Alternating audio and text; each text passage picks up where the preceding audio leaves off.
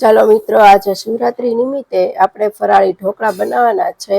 તો આપણે એક સાલ્યું મરૈયો અને એનાથી થોડાક ઓછા આપણે આ સાબુદાણા લેવાના છે અને તેને બેયને મિક્સ કરીને અને પછી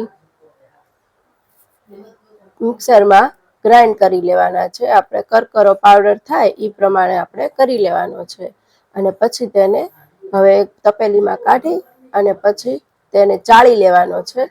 ચાળી લેવાનો એટલે કે જાડું હોય તે નીકળી જાય પાછું, અને તેને પાછું મિક્સરમાં આપણે ક્રશ કરી લેવાનું એટલે સરસ મજાનું મિક્સ થઈ જાય. અને પછી તેમાં આપણે છાશ નાખી અને તેને પલાળી દેવાનું.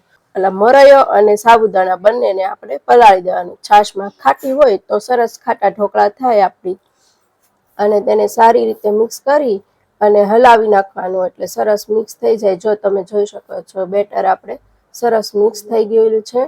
અને હવે આપણે તેમાં મરચાં, આદુ, પછી તેમાં આપણે બધું શાકભાજી નાખવાનું છે. એમાં ગાજર, કેપ્સિકમ, કોબી એ બધું જ આપણે ઝીણું ઝીણું ક્રશ કરી લેવાનું અને પછી મિક્સ કરી અને પછી હવે એક થાળીમાં તેલ લગાવી દેવાનું અને પછી થોડુંક આપણે બેટર હોય તે સાઈડમાં તપેલીમાં કાઢી અને તેમાં ઈનો અને લીંબુ નીચવી અને સરખા પ્રમાણમાં મિક્સ કરી અને જે થાળી ઉપર તેલ લગાવ્યું હતું તેમાં આપણે પાથરી દેવાનું ખીરું. એટલે સરસ પથરાઈ જાય પછી તેને આપણે 15 મિનિટ સુધી ઢાંકી રાખવાનું.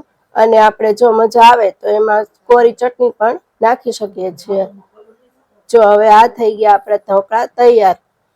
જો મિત્રો તમે જોઈ શકો છો કે ઢોકળા કેવા સરસ તેનો કલર આવી ગયો છે.